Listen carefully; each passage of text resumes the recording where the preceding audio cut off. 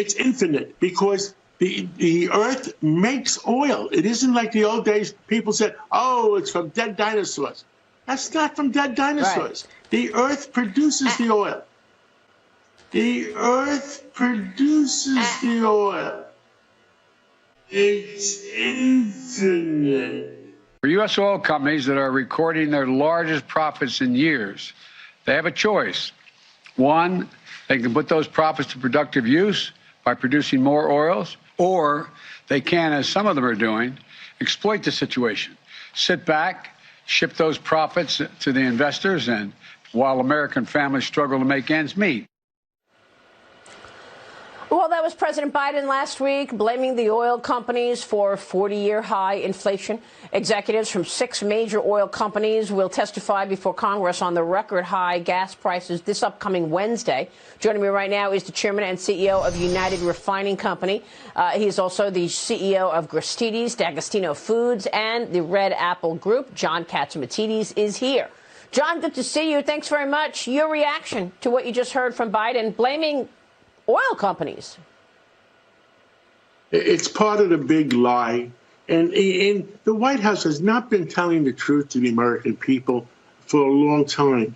And it's like saying if the price of Bank of America stock is $100, they're responsible for high interest rates. I mean, that is dumb.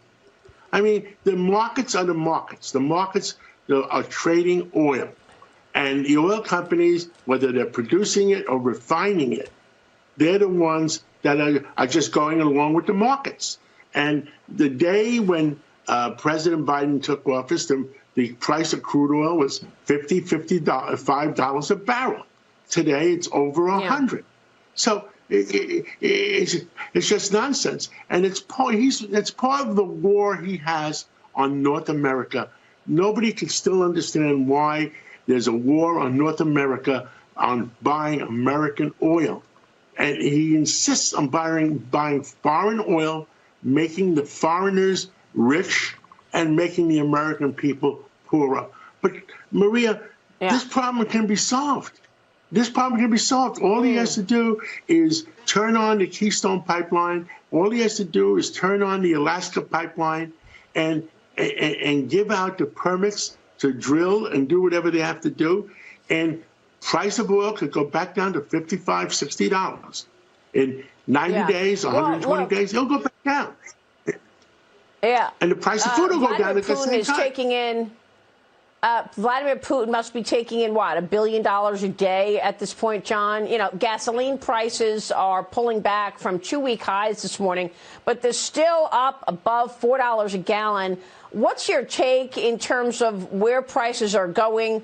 And give us a sense of where the reserves are in this country and what would be the easiest or quickest way to get those reserves onto the market to pressure prices lower with more supply, American supply, John? Well, the question is, the reserves that the government has, their cost is $30 a barrel.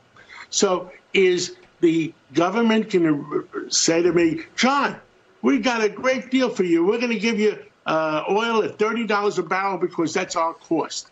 Or are they going to give it to us at $100 a barrel? I mean, it doesn't make sense either way. And to use up our reserves at this particular time, I was talking about the potential. I was talking about the potential that's in the ground right now. I want to be clear. I was not talking about the strategic reserve.